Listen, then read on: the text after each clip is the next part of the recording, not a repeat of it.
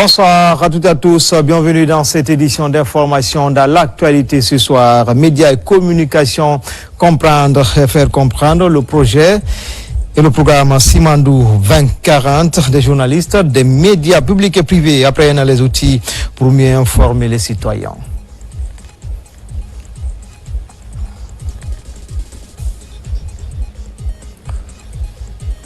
Et puis définir les grandes orientations du développement territorial du pays pour les années à venir. Le ministère de l'Urbanisme, de l'Habitat et de l'Aménagement du territoire et ses partenaires veulent gagner le pari. Enfin, l'année académique touche à sa fin au Prytanée militaire de Guinée. Des prières d'extinction aux élèves les plus méritants et remises de dons pour améliorer les conditions d'études. Voilà pour le sommaire. Encore une fois, bonsoir à tous. Le président Mamadi Doumbouya et l'homme d'affaires nigérien Aliko Dangote, figure emblématique du secteur privé du continent africain. Au-delà de sa portée symbolique, cette rencontre illustre surtout l'intérêt que suscite la Guinée auprès des grands investisseurs. Avec tous ceux qui respectent sa souveraineté, ses intérêts stratégiques et les clauses d'un partenariat équitable. Au cœur des échanges, plusieurs secteurs jugés prioritaires pour la transformation économique du pays. Les hydrocarbures, les services financiers, l'agriculture, l'énergie, les mines, mais surtout l'industrialisation, considérée aujourd'hui comme l'un des leviers majeurs de création de richesses et d'emplois. Des domaines qui s'inscrivent pleinement dans la dynamique de mise en œuvre de Simandou 2040, la vision stratégique portée par le président Mamadi Doumbouya pour bâtir une Guinée plus souveraine, plus productive et davantage compétitive. Une vision désormais entrée dans sa phase d'implémentation. My meeting with His Excellency, Mr. President. Ma rencontre avec le président s'est bien passée. C'était pour parler d'investissement dans plusieurs secteurs, notamment en matière d'énergie, de mines, et dans tous les autres secteurs importants pour l'économie. Depuis toujours, le groupe Dangote investit uniquement sur le continent africain. Nous croyons en la Guinée et nous sommes ici pour soutenir le programme du président, voir comment nous pouvons investir dans la Guinée et s'assurer que nous apportons de la richesse et de la prospérité à la Guinée. Invest in Guinea and make sure that we bring in wealth and prosperity to Guinea. Autour de cette audience, la présence de plusieurs ministres et hauts responsables sectoriels traduit d'ailleurs l'importance accordée à cette coopération potentielle. Cette rencontre, qui intervient à la demande de l'entrepreneur africain lui-même, est la preuve supplémentaire que la Guinée intéresse et surtout que la Guinée s'impose progressivement comme une terre d'opportunités économiques sur le continent. Notre frère Aliko Dangote a eu l'honneur d'être reçu par son Excellence le général Mamadi Doumbouya, président de la République, chef de l'État, sur sa demande. Et il est venu d'abord féliciter le chef de l'État pour sa brillante élection et pour les bonnes élections qui sont déroulées en Guinée.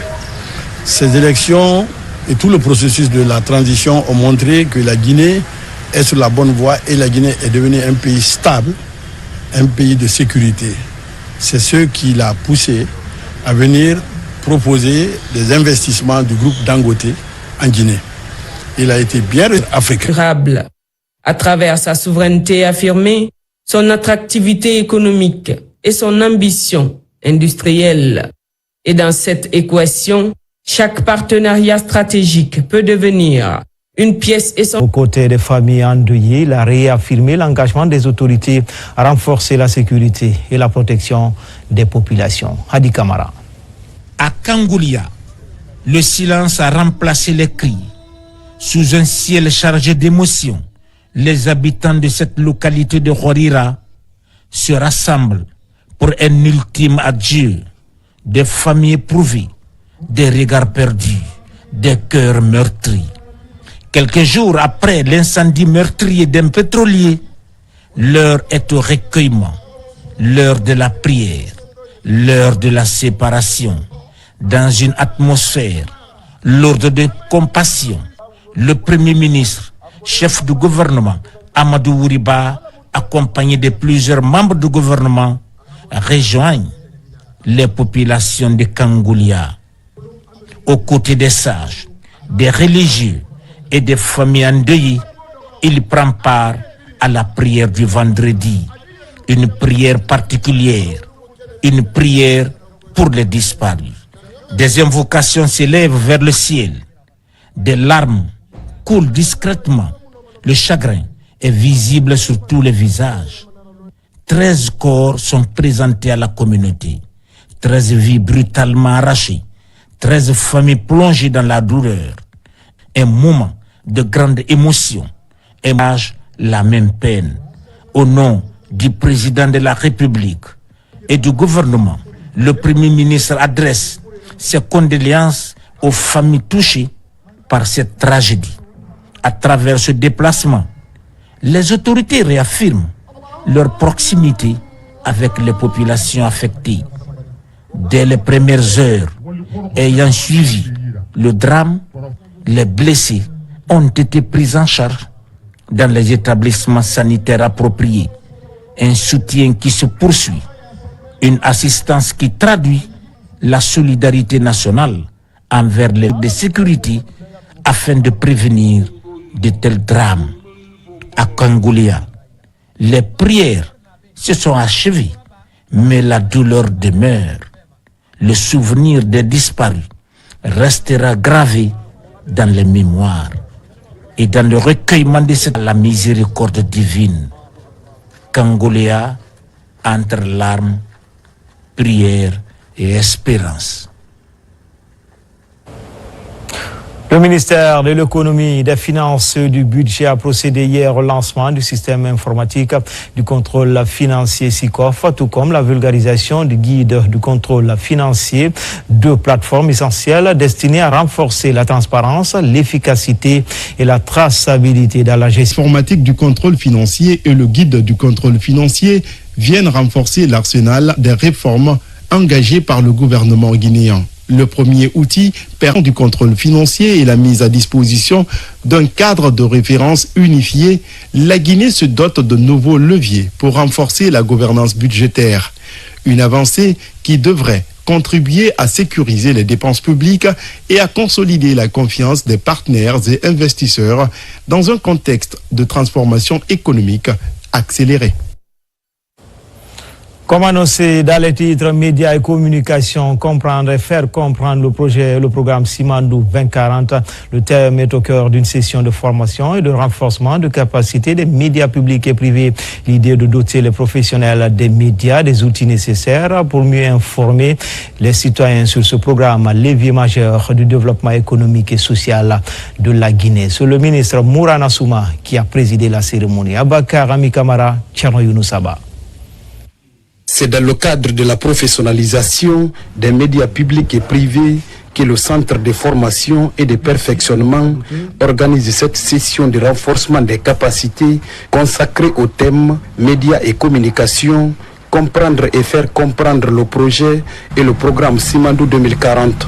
Cette rencontre réunit journalistes et professionnels de la communication autour des enjeux, des opportunités et des perspectives liées à ce programme structurant pour le développement de la Guinée. Simandou reste aujourd'hui un enjeu majeur pour le développement stratégique de la Guinée. Cette vision du président de la République, pour qu'elle soit résiliente, a besoin d'une communication saine et efficace. Et c'est pour cette raison que nous avons cru devoir, au niveau du ministère, mettre l'accent sur l'information et la communication au niveau des acteurs de l'information et de la communication. Et pour cela, il fallait leur donner les outils à cet effet pour qu'ils comprennent comment communiquer sur Simandou, quelles sont les techniques à cet effet dans le cadre de la collecte, le traitement et la diffusion d'informations. La cérémonie d'ouverture est présidée par le ministre de la Communication, de l'économie numérique et de l'innovation. Vous qui êtes les chargés de communication et d'information auprès du peuple, auprès de la population, vous devez être à l'avant-garde de cette diffusion d'informations équilibrée et bâtie sur des factuels. Quand on vous dira, Simandou, on a mis combien d'argent dedans, il faut que vous soyez à même de répondre. Voyez cette vision altruiste de M. le Président, cette vision partagée pour donner à la Guinée tous les moyens de succès liés à ce programme de gestion minier couplé à la gestion de développement intégré de la Guinée. Cette session de formation illustre la volonté des pouvoirs publics de renforcer la collaboration avec les professionnels des médias en renforçant les échanges entre journalistes, communicateurs et responsables institutionnels. Elle vise à améliorer la compréhension du programme Simandou 2040 et à promouvoir une guinéenne avec une élection au Conseil économique et social des Nations Unies au COSOC et Conseil exécutif de l'Organisation mondiale de la santé OMS, des prouesses qui traduisent la confiance de la communauté internationale et le rayonnement croissant du pays sur l'échiquier mondial. Le ministre des Affaires étrangères a réagi au micro de notre reporter Maké Medozo. Chers compatriotes, j'ai l'honneur de m'adresser à vous aujourd'hui, au nom de son Excellence le général Mamadi Doumbouya, président de la République, chef de l'État, pour partager deux importantes victoires diplomatiques qui illustrent le rayonnement croissant de notre pays sur la scène internationale et confirment le retour remarquable de la République de Guinée au premier rang des nations respectées et écoutées. La première concerne l'élection de la République de Guinée, notre pays, au Conseil économique et social des Nations Unies, avec le soutien exceptionnel de 183 États sur 188 suffrages valablement exprimés, sans précédent de la communauté internationale envers notre pays. À compter donc du 1er janvier 2027 et jusqu'au 31 décembre 2029, la Guinée participera aux travaux de l'un des principaux organes des Nations Unies chargés de promouvoir le développement économique, le progrès social et la coopération internationale. La seconde bonne nouvelle, mes chers compatriotes, est l'élection de notre pays au Conseil exécutif de l'Organisation mondiale de la santé. Cette distinction traduit la reconnaissance du rôle de la Guinée dans la gouvernance sanitaire mondiale, la confiance accordée à nos autorités, ainsi que les progrès accomplis dans le renforcement de notre système de santé et la gestion des crises sanitaires. Elle permettra également à notre pays de porter davantage la voix de l'Afrique au sein des instances mondiales de décision. Ces deux succès majeurs sont le fruit de la vision, du leadership, de l'engagement constant de son Excellence, retrouver toute sa crédibilité, sa dignité et son influence dans les affaires internationales. Grâce à sa politique de refondation de l'État, de bonne gouvernance et d'ouverture au monde, notre pays bénéficie aujourd'hui d'une confiance internationale. Ces victoires, mes chers compatriotes, nous honorent, mais elles nous engagent également à poursuivre nos efforts au service de la paix, du développement, du général Mamadi Doumbouya, président de la République, chef de l'État. Vive la République de Guinée, vive la coopération internationale. Je vous remercie. La Fédération de Russie vient de célébrer sa fête nationale à Conakry ce 11 juin, moment de partage et de convivialité pour réitérer des engagements envers les autorités de Conakry, notamment dans plusieurs domaines comme l'éducation, la sécurité et l'économie. Un rendez-vous annuel qui a connu la présence du patron de la diplomatie guinéenne. Plus de détails avec Ablaye Hassila, Abakar Junior Kamara. La journée de la Russie est célébrée sous le signe de l'unité des peuples. En Guinée, la célébration de cette fête a mobilisé le corps diplomatique, les institutions internationales et membres du gouvernement. Dans son discours de circonstance, le diplomate russe a réitéré l'engagement de son pays à poursuivre la coopération bilatérale avec la Guinée, fondée sur le respect mutuel. Dès l'époque soviétique, nos deux pays ont établi des relations durables d'amitié, de soutien mutuel et de coopération, fondées sur le respect de la souveraineté et la volonté commune de promouvoir un ordre mondial plus juste. Avec l'appui de notre pays, de nombreuses infrastructures dépendantes. Je suis convaincu qu'il ouvrira de nouvelles perspectives de coopération politique, économique et humanitaire. Les relations d'amitié entre la Guinée et la Russie résistent au temps. Au lendemain de l'indépendance de la Guinée, la Russie a prêté main forte à la Guinée afin de relever son système éducatif, économique et culturel. La Guinée et la Russie sont liés par une histoire forte, une histoire d'amitié. Aujourd'hui, notre coopération continue de se renforcer grâce à la volonté commune de nos deux dirigeants qui ont la volonté ferme de bâtir un partenariat moderne, pragmatique et mutuellement bénéfique. Nos deux pays partagent de la protection sociale tiennent cette année la 40e session ordinaire de leur conseil. Au cours de cette rencontre, plusieurs dossiers stratégiques ont été examinés, notamment l'adoption des rapports d'activité des états financiers de l'exercice 2025 ainsi que de nouveaux exercices 2025 ainsi que de nouveaux référentiels visant à améliorer la performance, la transparence et la redevabilité des organismes de prévoyance sociale. Plusieurs points étaient inscrits à l'ordre du jour, à savoir la question liée au mandat du président de la commission de surveillance.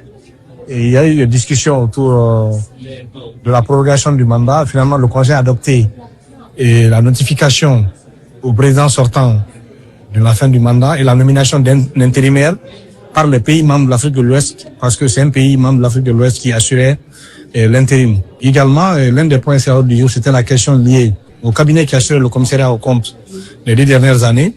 Selon le texte de l'institution, un autre cabinet devait être recruté. Les experts ont présenté au Conseil des ministres les cabinets qui ont fait acte de soumission. Et malheureusement, le cabinet arrivé en première position. Nous avons constaté que ce cabinet a reconstitué pratiquement des institutions de prévoyance sociale.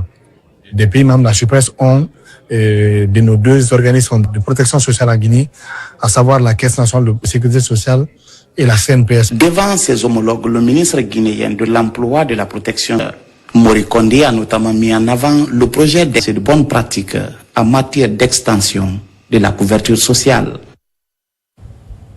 Ici à Conakry, le ministère de l'Urbanisme, de l'Habitat et de l'Aménagement du territoire, à travers la DATU et la CGP, lance le projet d'élaboration du nouveau schéma national d'aménagement du territoire, à travers la DATU, en collaboration avec la CGP, lance un nouveau cadre stratégique.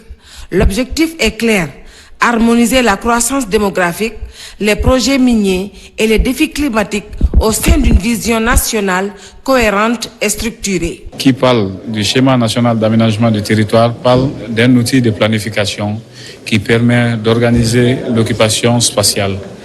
Aujourd'hui, à travers ce schéma qui va être mis en place, ça permettra de donner une orientation stratégique à tous les projets relevant du programme Simandou et tant d'autres. Notre ambition n'est pas de reproduire un modèle étranger, mais de construire un modèle guinéen inspiré des meilleures références internationales adaptées à nos réalités. Le SNAT constituera ainsi la boussole stratégique qui orientera les investissements publics et privés de demain. Étroitement les collectivités à cette vision. Il y a une nécessité, voire même une urgence, de relever le défi, réactualiser le chemin pour un changement qualitatif de l'urbanisme. Lever le défi, réactualiser le chemin pour un changement qualitatif de l'urbanisme. Depuis l'adoption du précédent schéma en 1991, la Guinée a profondément évolué. L'accélération de l'urbanisation, l'émergence de grands projets, la nouvelle dynamique démographique, les défis environnementaux ainsi que les exigences de résilience imposent désormais une approche renouvelée de l'organisation de notre espace national. Cette démarche s'inscrit dans la dynamique de refondation engagée sous le leadership de son Excellence, le Président de la République, qui place la modernisation de l'action publique et la transformation durable du territoire au cœur des priorités nationales. Le projet bénéficie de l'appui de l'administration et contrôle des grands projets et sera réalisé par le cabinet Singapore Corporation Enterprise et Surbana Jungrong. Le Centre d'innovation et de recherche pour le développement, CIRD, depuis 2025, conduit une étude anthropologique dans le cadre. Ce projet a mis en œuvre conjointement par Expertise France, ENAPEL et la Direction générale de Guinéens de l'étranger. Il vise à promouvoir une migration sûre, régulière et responsable. Parce qu'il est important aujourd'hui. Mathieu Georges Collier et Aïcha Yakiti se sont illustrés par l'excellence de leurs résultats scolaires. Aujourd'hui, je suis ému car j'ai remporté des prix que je rêvais depuis que je suis arrivé au Prytanée. Ça avait toujours été mon rêve d'avoir ce prix et j'avais promis aussi à mes parents de le remporter. J'étais déterminée. Maintenant, j'ai atteint mon objectif. Tout ne se limite pas ici. Je vais continuer à persévérer encore. À l'occasion, des matériels pédagogiques composés de cartons de livres, de cahiers et quelques accessoires de projection audiovisuelle ont été offerts à l'école par les partenaires de la coopération militaire française, la Société minière de Bokeh et la République populaire de Chine. Recevez nos chaleureuses félicitations. Continuez à cultiver ces valeurs qui feront de vous des femmes, des hommes capables de servir dignement d'autres pays. L'excellence n'est pas un privilège réservé à quelqu'un. Elle est une quête permanente qui exige rigueur, humilité et persévérance. Les prix remis aujourd'hui doivent inspirer tous les élèves à poursuivre les efforts et viser toujours le haut. Le voile de cette cérémonie est levé par un mouvement de l'ordre serré et de démonstrations tactiques orchestrées par les élèves de la 8e année de Prytanée militaire de Guinée. À Kindia, formation intensive aux chargés d'alphabétisation des structures déconcentrées venues des 8 régions administratives de la Guinée. La Direction nationale de l'alphabétisation pilote l'exercice pour une maîtrise effective des outils de suivi et évaluation des animateurs sur le terrain. RTC Kindia, Fasciné Sila, Marwan Kamara. Kindia, la cité des agrumes, rassemble les chargés d'alphabétisation des structures déconcentrées issues des 8 régions administratives du pays. Le motif de la rencontre, renforcer les compétences des participants en matière de suivi et évaluation des activités d'alphabétisation, tout en clarifiant leur rôle et responsabilité dans la gestion des différentes structures dédiées à l'éducation non formelle. Aujourd'hui, nous avons organisé cet atelier pour renforcer les capacités des chargés d'alphabétisation dans les structures centrales et déconcentrées en vue vraiment de prendre des décisions utiles dans les différents projets. Au cours des travaux, les échanges ont également porté sur le profil des alphabétiseurs, leur rôle dans le dispositif national ainsi que les exigences liées à la gestion des centres et structures d'apprentissage. Un accompagnement de la Direction nationale de l'alphabétisation, de l'éducation non formelle et de la promotion des langues nationales afin de garantir une meilleure mise en œuvre des politiques éducatives en faveur des populations. Au cours de ces 3 jours, le facilitateur a nourri notre esprit. Ça a permis d'éveiller à nous notre responsabilité et aussi ce que vaut un alphabétisateur au sein de nos différentes communautés. Au retour, nous serons capables de restituer le contenu de la présente formation, d'assurer le suivi des centres d'alphabétisation. Et nous saurons maintenant nos rôles et responsabilités dans le cadre de la gestion des centres d'alphabétisation. Après 3 jours d'intenses travaux, marqués par des présentations, des échanges d'expériences et des exercices pratiques, les participants sont repartis mieux outillés pour relever les défis liés à la gestion, au suivi et à l'évaluation des programmes d'alphabétisation dans leurs régions respectives. La Guinée renforce son dispositif de surveillance maritime à Conakry. Inspecteurs et agents de la police des pêches participent à une formation technique destinée à améliorer le contrôle à mer et la lutte contre la pêche illicite. Il s'agit de renforcer la souveraineté de la Guinée sur ses ressources halieutiques. Algassi Mouba, Yaya Sila. Garant de l'autorité de l'État en mer, le Centre national de surveillance et de police des pêches se positionne comme le bras opérationnel de la lutte contre la pêche illicite dans les eaux guinéennes.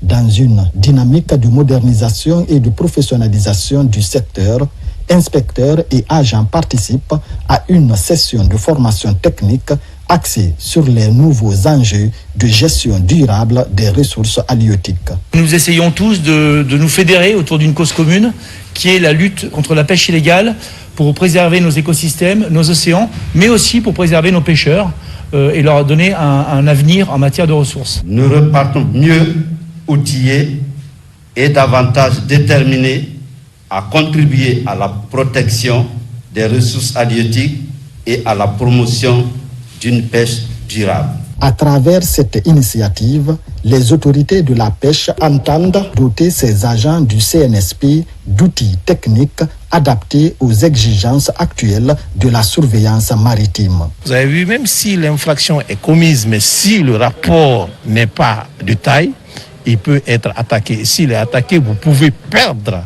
même si vous avez raison. Donc aujourd'hui, nous sommes contents de savoir que nos inspecteurs sont très très outillés pour répondre efficacement à tout ce qu'ils vont rencontrer comme infraction en mer. L'acquisition de ces compétences ne doit pas rester théorique. J'attends de vous, dès vos prochaines gardes et missions de surveillance, une rigueur absolue et une intégrité totale. Vous êtes les gardiens du patrimoine halieutique guinéen, indispensable à la sécurité alimentaire de nos populations et au développement socio-économique des communautés côtières. Cet espace de partage d'expériences techniques marque une nouvelle étape dans la professionnalisation de la police des pêches. La rencontre traduit la volonté du ministère de la Pêche et de l'économie maritime de créer les conditions d'un contrôle plus rigoureux en mer tout en assurant une exploitation durable des ressources halieutiques au bénéfice des générations futures.